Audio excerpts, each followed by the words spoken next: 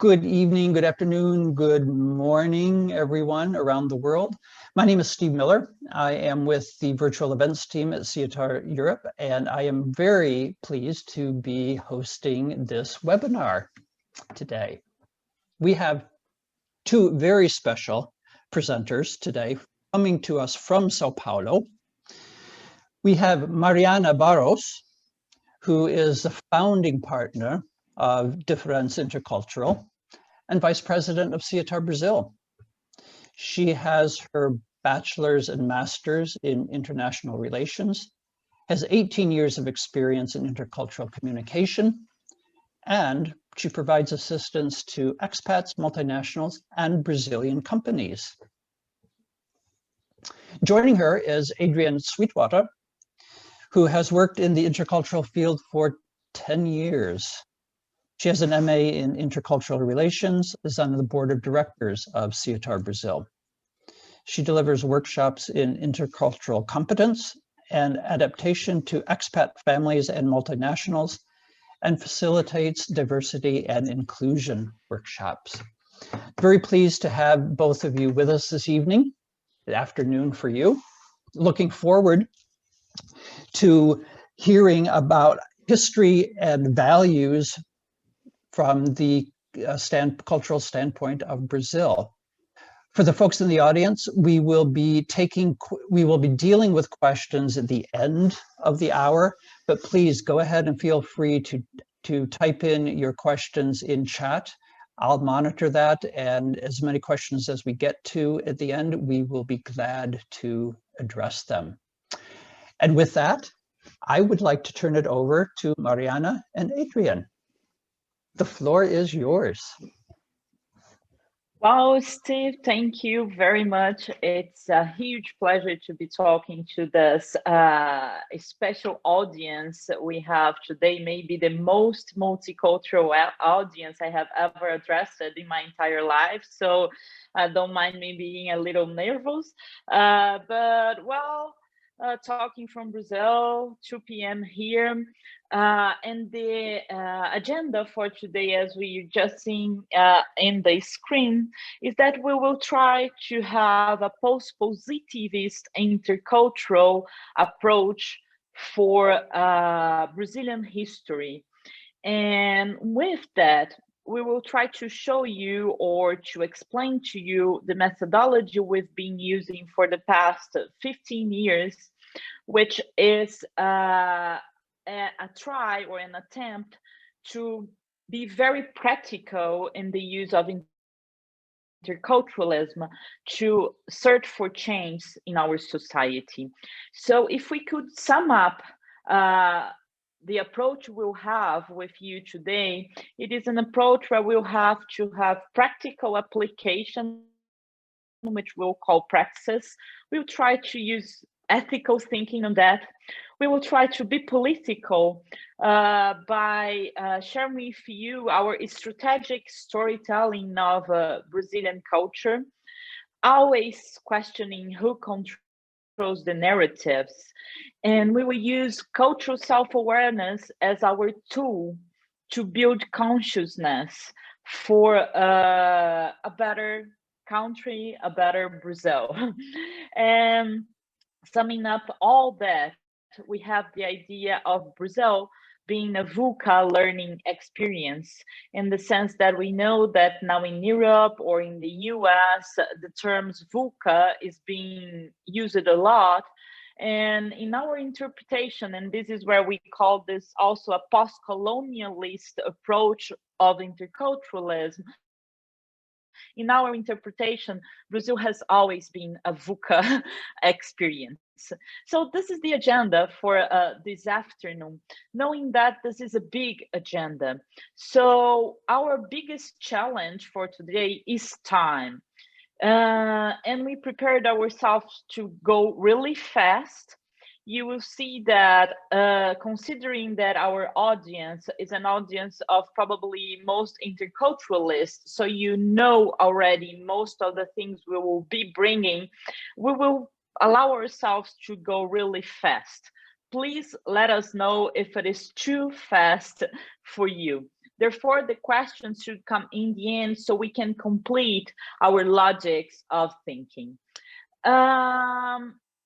Always starting and always remembering our premises as interculturalism, in the sense that indeed we will use generalization. So when we talk about Brazilian culture, when we talk about Brazilians, you all know we are generalizing, and generalizing is sometimes dangerous, and we consider that, but we also know that in the intercultural field we use generalizations to address a cultural mindset. But most important than anything, we do have the premise of cultures being different, not better or worse. Also, we have as a premise of our approach that it's very hard to change culture. And we love the thing that changing the cultural genetic code seems at least as difficult as changing the biological genetic code. So we have this as a pillar of our approach, although we are here to try to propose some changes in Brazilian culture. And something that is a premise also of our work is the idea brought by Edward Hall that cultural self-awareness should be one of the most important things we do in the intercultural field. And this is why we are discussing Brazil. I know this is not self-awareness to you, most of the people in the audience, but believe me, we've been doing self-awareness in Brazilian companies a lot, because we do believe that self-awareness is the most important tool so you develop cultural intelligence. All that said, one last premise we would like to bring to you is that we are using the Brazilian thinker Paulo Freire, who proposed a long time ago, and not being part of the post-positivist thinking or postmodernist thinking or even post-colonialist thinking. He didn't have any of those concepts at his time, but he was very, very ahead of his time, in the sense that he always worked with the idea that theory is practice. So we are learning, we are practicing, we are experiencing. And this is one also another premise of our work. So let's start introducing you to our model. Adrienne will do that for you. Will you, Adrienne? Yes, thank you, Mari, and it's wonderful to see you all here today as well. Thank you for being with us. So part of what we're using is Catherine Sorrell's theory of intercultural praxis, which many of you may already be familiar with, as a way to go through our methodology and use some theoretical background to explore how we deliver trainings for our clients in different corporations. And her intercultural praxis models very much departs from Freire's idea of praxis that Mariana explained, of not just having critical thinking or reflective thinking be enough, but you always have to have action and dialogue as well. Next. Okay, so let's keep going. So what we will do with you is something that we don't do inside the companies, because we will be explaining the methodology we use. So just for you to understand, I will be sharing with you the content that I usually share with companies. And at the same time, Adrienne will be bringing you the theory behind our approach. So our approach is Brazilian culture mindset, how history shapes values.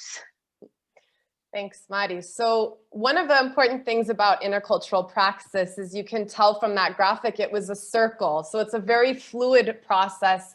It's not a linear entry point. You can enter in multiple ways throughout the circle, but we tend to start with inquiry, which is that about bringing curiosity to our audiences and asking them to really start to think about how Brazil is positioned within the intercultural field, within the world. And that starts to open up those intercultural competencies about suspending judgment and starting to be open to flexibility and challenge one's worldview. And here, for bringing curiosity to our participants, we use the cultural groups. We know most people don't like them anymore. Most people don't use them anymore. We are not necessarily passionate for them, but it's very useful to bring the subjects we want to address with the Brazilian audience. And the first subject we want to address is Brazil not being in any of the cultural clusters. Although it's an old research, and although most of this research doesn't work anymore, it does work when it concerns Brazilian position in the world. But it is shocking for Brazilians that we are not included in the Latin American group. But at the same time, it makes a lot of sense to Brazilians that we are not included in the Latin American group, because when you ask Brazilians about their identity, it's very rare that they identify, or we identify ourselves as Latins. And this map actually brings this idea where we can discuss our identity. Are we Latins? Are we not Latins? Why is that we do not feel like Latins? And so on and so forth. So this would be the first idea we bring from this map. But along with that, we also have the idea of Brazil being one of the most unique cultures in the world. So those 4 countries, they are said to be impossible to group in any of the cultural clusters. So it doesn't mean that Brazil is similar to Japan. It just means that Brazil is as different as Japan. And this is also something that Brazilians do not realize when they are living in Brazil, because Brazilians, we do think, because of some mix we have in our identities, we do believe we are just like everybody else in the world. And sorry me for the joke, but I always joke with Brazilians that we believe we are like everybody else in the world for 2 reasons. First reasons, we do not really know much about the world. And second, we do not really know much about ourselves. So those would be the 2 ideas to bring curiosity to the Brazilian audience, although it also works with any other audience in the world, because this is not necessarily our imaginary about Brazil. Thanks. And just to complement, another example that Mari often brings when she has those, that brings that initial study, is a lot of people will say, oh, but it's because we speak Portuguese and the rest of Latin America speaks Spanish. And that's just one of the many factors that is different for historical reasons in the period of colonization that we'll get into later on. So second, and this is really about how to zoom in and zoom out on different levels. So we ask participants to start to think about their experiences on an individual level, and then on a group level, and then on a globalization international level as well. And we do this by bringing some research that Mari is going to present. But the important is to always remember that frame shifting, to be able to know that when we're doing intercultural work, we have to be able to speak to the individual personal level and the group level, and then the world's global level. Perfect. And here is where I will try to debrief on that map. Although we know we are generalizing, and it's very dangerous, as I just saw in some of the comments, we just use that clustering map as a way to provoking people's attention to what we are bringing. And when they criticize the method for generalizing or simplifying ideas, we totally agree with the audience and we totally agree with you. That's why we will debrief that idea into statistics. And this is the first statistic, the first research we like to use, which is the research from a very big relocation company, former Brookfield, now BGRS, that shows Brazil as the second biggest challenge for expats and for global mobility managers in the world. Although the research is a little old also, I've been following this research for 10 years and Brazil has always been placed in second place, which is very surprising for Brazilians because you are probably aware that in Brazil we have this myth of Brazil being almost paradise on earth. So Brazilians get really uncomfortable when they see that we can be maybe just as hard as China for foreigners. And I know many of you will say, oh, but this is one research, this is an old research. That's why we will bring more research for you. I bet most of you know internations by now. They grew really big in the past years. So we have a research from 2018 where Brazil is said to be the fourth worst country for expats in the world. And this, again, Brazilians get shocked with this information because we know we have problems, but we would never think that we are in such a bad position in the expat rankings of the world. And we already have the research for 2019, where Brazil is just in the same position. You'll see it's not that we are in a better position, is that we have less countries in the research. So Brazil is still the fourth country to be a challenge for expats in the world. And then you might tell me, well, Mariana, but this is an expat research, again, internations, although they have 3 million people already logged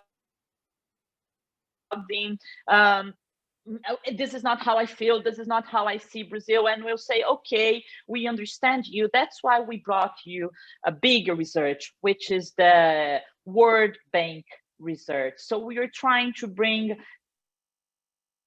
different research from different dimensions of life.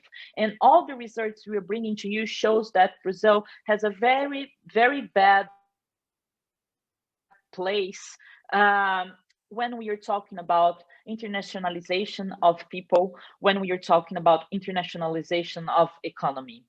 And this is the tricky statistics we have about Brazil, because if you think about that, until last week, we were among the 10th biggest economies of the world. Maybe we will not be the 10th economy anymore, but we are the 11th, 12th economy of the world, which is already, it's still very important. And although we are among the 10th biggest economies of the world, we are the only big economy that is below the line of 100 in the World Bank research of the easy of doing business. And this is the final, well, we call this the final point in the sense of saying, do you see how Brazil, although being such a big economy, we are not a global player. We are not a global player because expats feel Brazil as a challenge. We are not a global player because we are still a very hard place for doing business for the world.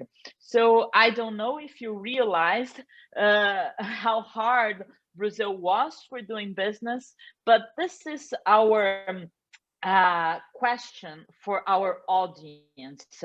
And this is where we start reflecting about Brazilian culture, because here the questions goes, how come the 10th biggest economy of the world is not a global player? Brazilians, audience, world audience, how do you explain that? Perfect. And yes, there's some really great comments in the chat happening. And this is all about that, a point of initial inquiry and trying to figure out where is Brazil positioned within the world. And then we start to go deeper. So this is really peeling back the layers of the onion. And when we talk about positioning within Brazilian history, this is all about power and starts to ask questions about historical narratives, how those stories were created, whose voices are there to tell history, to tell those stories. So there's often that, the winners of history are the ones that write the history books. And we start to really look at those narratives and get even deeper into Brazilian background. Thank you, Adri. And here I saw some of the comments and people are asking about the criteria that were used in the research. How do they build those results? Of course, we have criticisms for that also, but they also consider money. How much money do you make in the place you were living as an expat? They consider taxes.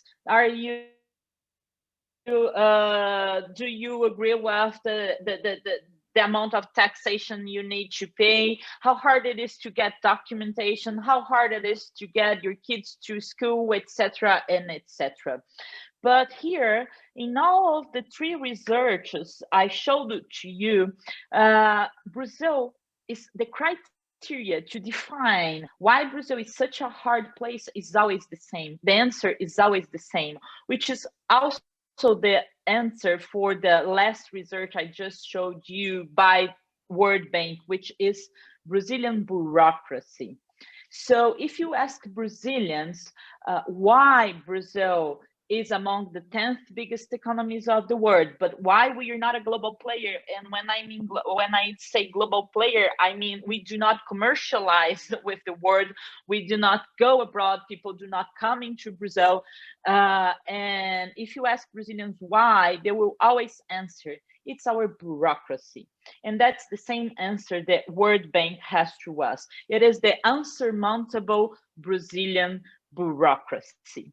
And here is where we start to reflect on that, and we start to build our position in reading the narrative that took place in Brazilian culture. Because then I usually ask my audience, okay, so it's Brazilian bureaucracy. So why don't we change the bureaucracy? Why don't we protest against the bureaucracy? And some people will even say, well, but bureaucracy is not a cultural issue. And here is where I tend to disagree with the audience, because my explanation will be that indeed bureaucracy is a social construction that is led by cultural values. So bureaucracy is just a tool for us to be in such a bad position when we talk about going global. And why then do we maintain this bureaucracy that is said to be unsurmountable? And here is where we start discussing the huge problem we have in Brazil, which is inequality. Because the only explanation for us being the 10th economy of the world, and at the same time being not a global player, is that because of our bureaucracy, is because we do not want to change this bureaucracy. Because in the end of the day, this bureaucracy protects an economy that is, as I've been saying, the 10th economy of the world. But this 10th economy of the world, so I mean, it's a huge economy. It's split among 1% of a population of 200,000 people. So our bureaucracy has been, and it still is, a way to protect things the way they are. Because the system in Brazil was never built for Brazilian people. The system of Brazil was built to maintain the privilege of the colonizer and then the privilege of Brazilian elite, to the point that by being the 10th economy of the world and this economy not being split among Brazilian population, it makes that we have the second highest concentration of income in the world. We only lose to Qatar. And this is unique. There is no other place in the world. Okay, we have inequalities everywhere in the world and more than ever. It is accepted, but there is no other place in the world where you unite such a huge economy and at the same time, such a huge concentration of income, which make us the fourth biggest inequalities of the world, being the other two countries in Africa and one country in Honduras, and they are not important economies in the global world.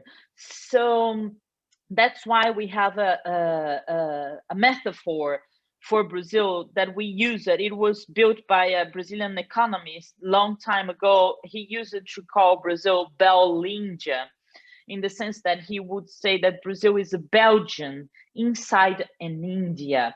But I've been challenging this concept lately, because if you think about Belgium, I would say Belgium is a high middle class country in Europe, where people do use public education, people do use public transportation.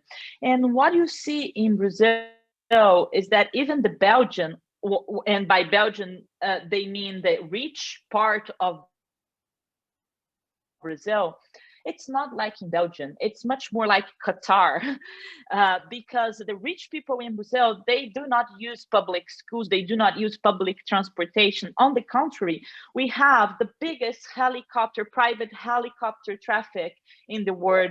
We have the biggest private jet traffic of the world. We have the biggest bulletproof cars traffic in the world. So my point is, we have the wealthiest elite of the world in Brazil, but Brazilian people are a poor population. And we explain this through our history. What I'm showing to you now is an image from the colonizing period, and we say that, and this is a metaphor we use a lot in Brazil, we say that you can see the big house in upright, and you can also see the place for the slaves. So in Brazil, we say Casa Grande e Senzala, which would be the big house and the place for slaves. And this would be the beginning of the Brazilian social construction. We say here that the Portuguese and the Spanish, differently from what happened with the English people who went to the US, the English people, they went to produce what we call the populating colonization, because they actually had to escape from England. England was going through economic depression and religious conflict. So those people, they didn't have a choice. They had to take their families and bring their families with them to the north of the US. And there they started, or they had the goal to start to build a new nation. Whereas Portugal and Spain, they were very wealthy at that time. So they didn't want to leave the party. Only the adventurers wanted to come to colonize Latin America. So the goal of their colonization is what we call the exploitation colonization. And here, I do not mean that Portuguese and Spanish, they were bad. There's nothing to do with that. This is just the historical context at the time. We do the same nowadays. If we have the opportunity, we go and we explore and exploit, and this is what they do in Brazil. But very important here is that they didn't bring their families with them. So they had this mentality of exploiting the territory and sending the wealthiness back to Europe. So who colonized Brazil, what is the beginning of Brazil? What is the beginning of Brazilian identity? The beginning of the Brazilian identity is the mix of this Portuguese colonizer with the slaves. That makes that we have what we call a relational society, because there was never the goal to professionalize, to institutionalize, to build a nation in Brazil. The goal was to exploit. Those slaves or the kids of the colonizers, they never got their certificate of birth. And here we have what we call the lack of the founding fathers, the lack of an identity. And some of you might be thinking about the indigenous people that we had here. Important to say they were all killed. We had 6 million people, indigenous people, when the Portuguese arrived in Brazil. And in 200 years, they became a population of 200,000 people. So they didn't really influence Brazilian identity. Brazilian identity was born from the Portuguese colonizer mixing with the slaves. So what we say is that in Brazil, the father is the boss. Everything is personal. It's never what or how, because there's no institution. It's always who, the master, the seigneur, in a very informal environment, because again, relations were never professionalized, never institutionalized. If you wish, we had formal slavery for 388 years. In Brazil, there's only 120 years that we do not have a formal slavery anymore, although we still have slavery mentality. And this is what we address as the first pillar of Brazilian cultural mentality, is slavery mentality. We never got rid of this slavery mentality. And this is where we differ a lot from the rest of the Latin America, because we didn't fight for independence. Brazil is the only country in Latin America that didn't have an independence revolution. So we say that we inherited the mindset of the colonizer. And this is what still happens in Brazilian society. We say that in Brazilian society, we always have a slavery dynamics. You are either serving someone or you are served by someone, but we didn't have yet the professionalization of relationship. And some of you might ask, but Mariana, it was 500 years ago, and this is why I'm bringing this picture to you, which is São Paulo nowadays, a very famous picture. I know it says 2000 something in the picture, but it's just like that today in Brazil. So here we are trying to show you how history shapes values. That same structure that we had 500 years ago with the colonizers, we still have in Brazil, the fourth most unequal country in the world. Great. So as you can see, Mariana has just engaged us in a very intense dialogue, which is another important, very important part of an intercultural praxis.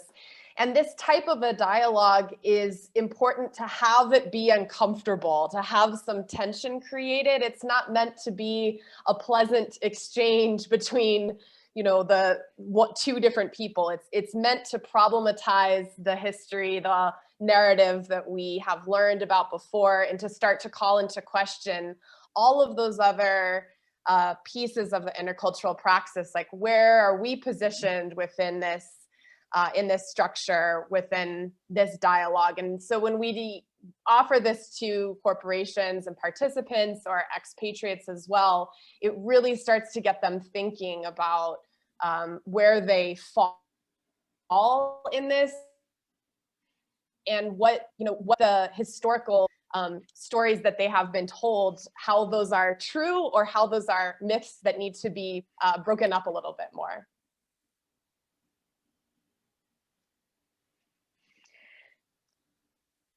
And shall I keep going then? So this also starts to bring into the last piece of the intercultural praxis, which is that dialogue invites the reflection, that critical reflection about where our own places are, And then finally, this call to action. So bringing back Freire's concept that it's not enough just to think critically about our positionality in the world, our history, others' history, and our understanding, our intercultural understanding, but we have to really change how we operate within this globalized system. And we believe that through culture and bringing awareness, that self-awareness about one's own culture and how we interact with others is a way to help do that. And here, just a very practical example, one of the complaints most foreigners working in Brazil have about Brazilians is lack of accountability. And this is so hard to explain to Brazilians that we say that accountability has no translation in Brazilian Portuguese. And here, through this slide, this pyramid, we try to show Brazilians what accountability means, in the sense that usually our audience belongs to the 1% in the top of the pyramid. And we just try to translate this slide in these numbers into corporate language, in the sense that I usually ask, oh, so if 82% of Brazilians make less than 3,000 reais, it means bad results. So when a company delivers such bad results, where is the problem? And they usually go, oh, the problem is on the board, so change the board. And then I ask them, so who is the board?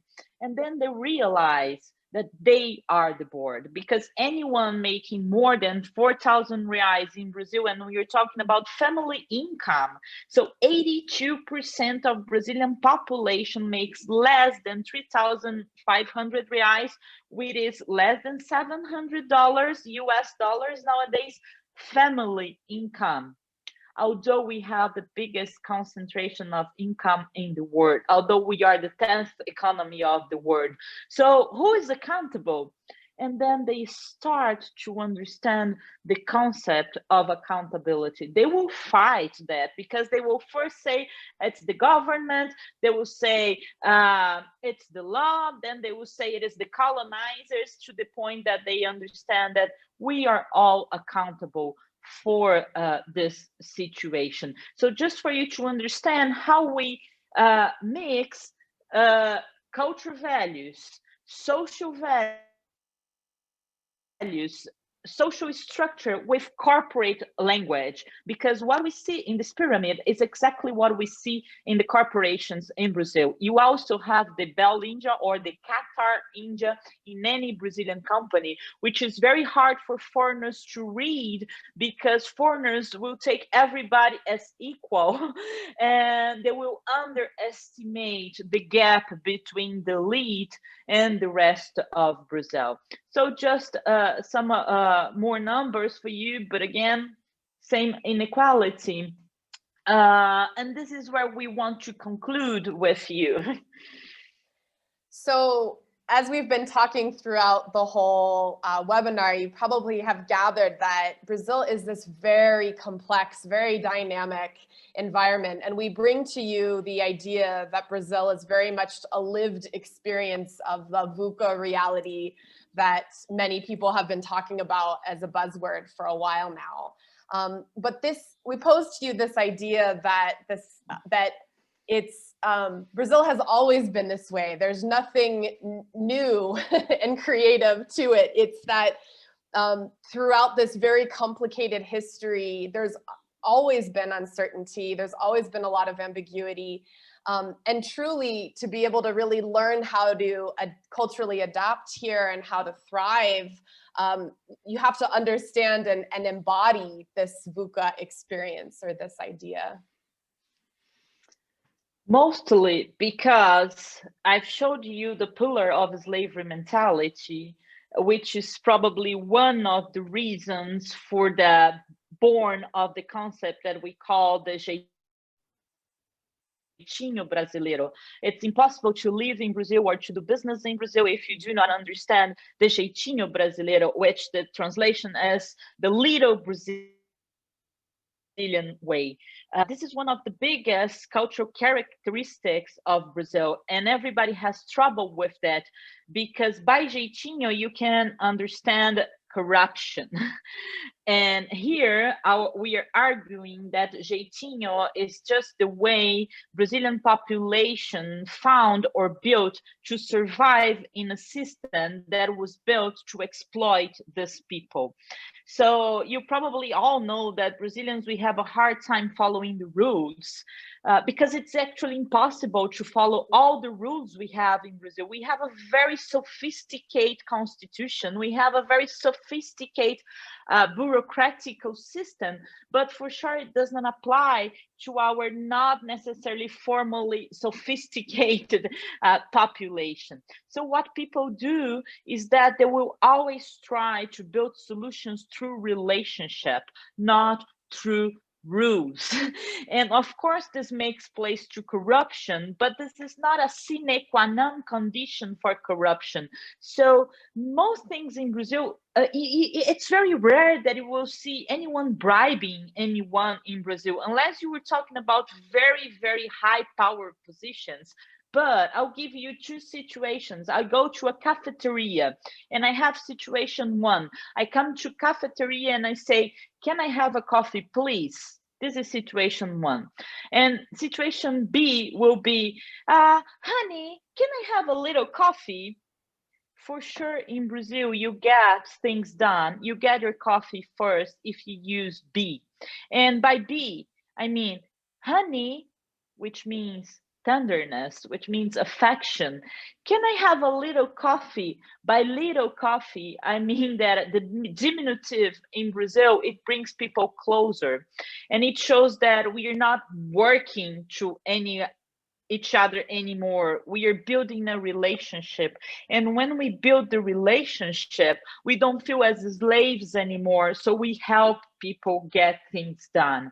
So very important to say that even Brazilians, they mistake jeitinho by something bad, which goes with our complex of inferiority that unfortunately we do not have time to address. And even foreigners, when they think about Brazil, they think about corruption. And I'm sorry to tell you, everywhere in the world where you have power and where you have money, you have corruption. In Brazil, you have huge power and huge money. So yes, you have corruption, but not in the Brazilian society as a whole. You have corruption in the very specific power positions in the society.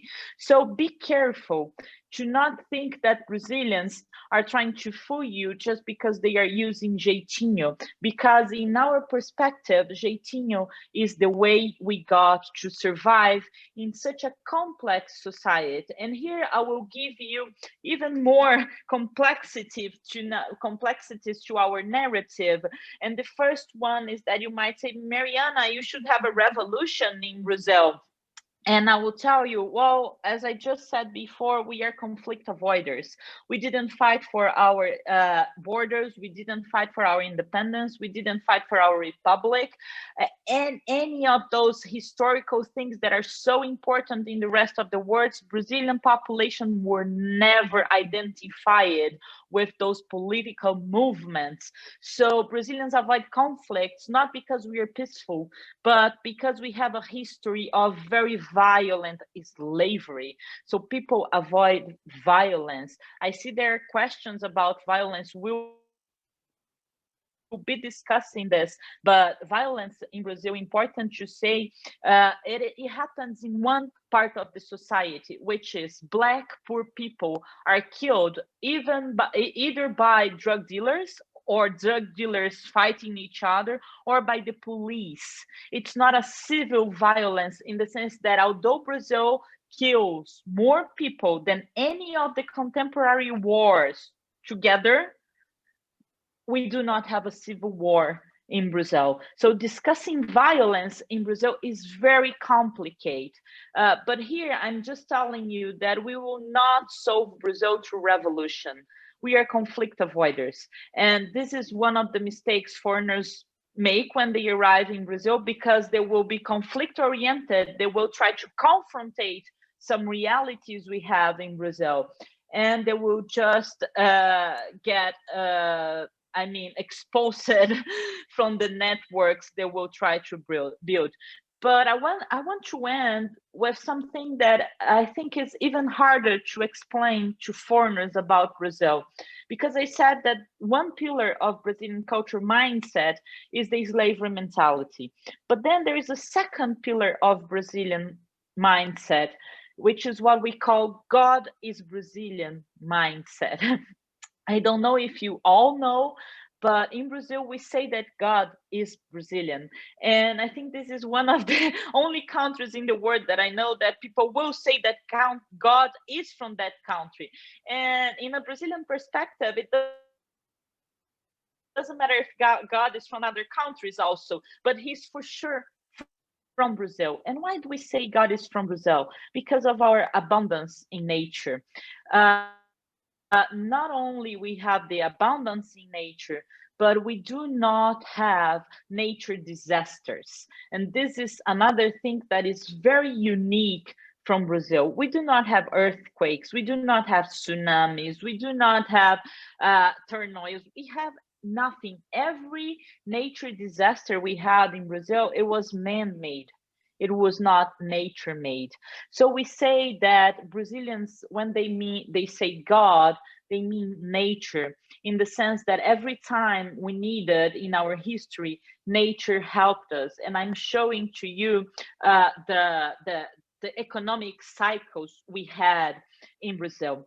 And in here, that's probably one of the hardest things for people to understand in Brazil, is that I usually say the Enlightenment didn't happen in Brazil. The Enlightenment is something that happened in Europe, where people would use reasoning to control nature, to produce, to survive. And even before the Enlightenment, the Incas, the Mayas, the Aztecs, they did the same in Latin America. They tried to control nature to survive. And that's why the native indigenous peoples that we had in Brazil, they were never called a civilization like the Incas or the Mayas. Why? Because they were nomads, because they never had the necessity to establish themselves, to control nature.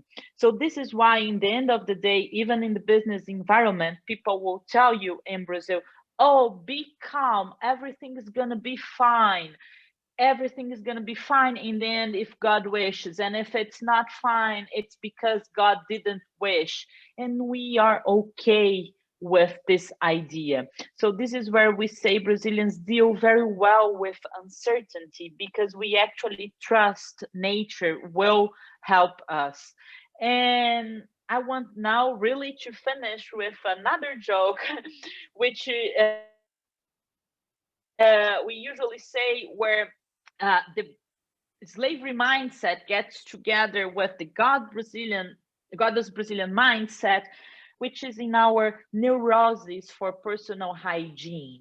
I don't know if you know that, but Brazilians tend to judge everybody else in the world for their personal hygiene patterns. We consider ourselves the cleanest people in the world. And here is a research that shows that we are the only small duck in the world that takes 12 showers per week, which makes 2 showers a day. And it's not a 5-minute showers, it's a 20-minute showers. And to make a long story short, we take this many showers, not only because we do have water, and this is very important, but also because cleanliness was a way of whitening the African influence we have in Brazil. So the cleaner you are in Brazil, the better opportunities you get, from brushing your teeth 3 times a day, to changing your clothes 3 times a day, to washing your kitchen or your bathroom 2 times a week. And we are able to do that because, again, we have water, but also we have a service society or informal slavery going on in Brazil, where we have people that can work in our houses 7 days a week, 8 hours a day, and are not very well paid. So here is where slavery mixes with the God is Brazilian Brazilian mentality. I think that's all. Adri, help me. I see there are many questions. I would like to hear the questions. Steve, I'm not sure if you want to bring the questions, but that's all. Yeah, I can definitely have been following along, and just thank you all for your deep engagement and involvement. Excellent comments. We'll try to get to as many as we can. One piece to go in a little bit deeper, Mari, is about the violence and the contradiction between conflict avoidance and the endemic violence. Okay. What I usually say is that actually the violence statistics in Brazil, they are low. Because if you think about the inequality, the huge inequality we have in the country, you should be having a civil war. So that's where I say Brazilian population, they are conflict avoiders because they do not fight for their rights. They are not even aware most of the times that they have rights. Violence statistics in Brazil, they're completely linked with the drug traffic and with police killing poor people. And it's a consequence of the slavery mentality, because we say that Black poor people in Brazil, they don't even have identity. So they are killed and we don't even know. So violence happens in the favelas, in the communities where people are being killed, and we cannot even count that. And I don't consider this conflictus orientation. And we can say this through the explanation just gave to you, but if you go inside Brazilian companies, you see that people avoid confrontation of ideas. We say that Brazilians are the people where we are able to agree with a person and also agree with the person that is in disagreement with this person. So we always try to please. That's what's mandatory in Brazil. We will try to please, and this is where we actually accept the white lies, because here again we differ from the rest of Latin America and we get closer to Asian countries, because the most important for us is the harmony of the relationships. One other excellent comparison, people were making a lot of comparisons with India as well, and also looking at natural resources, how rich countries that have rich natural resources also produce a lot of inequalities, such as Indonesia, the Philippines, Africa, countries rich with oil. There's also some more specific questions, one about the role of samba within Brazilian history. If you could talk a little bit about that, Mari. Sure, I agree with all the comparisons. I would just say that Brazil might be the best metaphor because we are the country of extremes in those comparisons. So we are the most important economy from the country abroad, and at the same time we have the highest inequality. But going back to samba, thank you for asking that. Well, samba is where the Black poor people in Brazil can live. It's another tool of to survive. So samba comes from samba, which was an African dance way of dancing while using your belly. And then samba was the only leisure the slaves had in Brazil, and it became so powerful because samba is the dance, is the rhythm, but what you know is the carnival. And carnival became so powerful because carnival is the only time of the year that the Black poor people from the favelas become the queens and kings of the samba schools. So it was actually the only time of the year that the Black poor people were the protagonists of Brazilian history. And I do not want to end before saying, and I don't know if you are aware of that, we were the last country to abolish slavery in the modern world. We had the biggest African people slavery in the contemporary world, so much that Brazil nowadays is said to be the second Black population country in the world. We only lose to Nigeria. And what is impressive about all that is that we Brazilians, we are not aware of those information. Thank you. I think there's other comments that we won't have time for, but we are really open as well. And I know, Steve, we want to give the word back to you, but please feel free to be in touch with us. Afterwards, we can leave our contact information. We'd love to keep the discussion going. Great. Thank you so much, Mariana and Adrienne, for that fascinating walkthrough of Brazilian history. I've been a big fan of Brazil for years. I love the country. I know I've got a lot of friends in Brazil, but I never understood it. And I'm starting just a little bit to understand what the country is about. Yeah, you're right. There are tons of other questions and thank yous, obrigados, obrigadas, about your presentation. Great that you're willing to maybe touch base individually with people. There was one question, if we have 1 minute, about the millennials. Are you seeing a change in or a shift in this mentality of the slave mentality, the conflict avoidance in these later generations as they've gained more experience internationally through education, through work experience, travel? Is shift starting to happen? I'll be very quick.